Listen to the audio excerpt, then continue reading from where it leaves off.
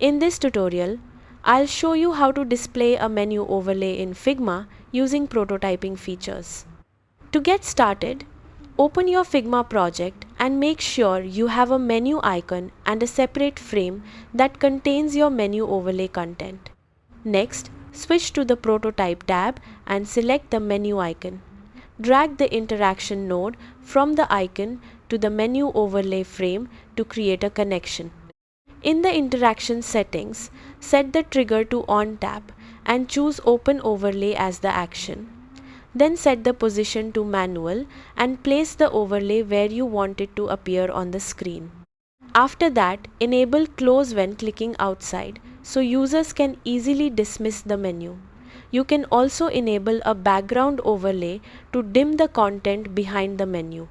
For a smoother experience, choose Move In as the animation and set the easing to ease out. Adjust the duration to match your preferred animation speed. Once everything is set up, click the Present button and test the interaction to make sure the menu overlay opens and closes correctly. And that's it. You've successfully created a menu overlay in Figma. Thanks for watching, and I'll see you in the next tutorial.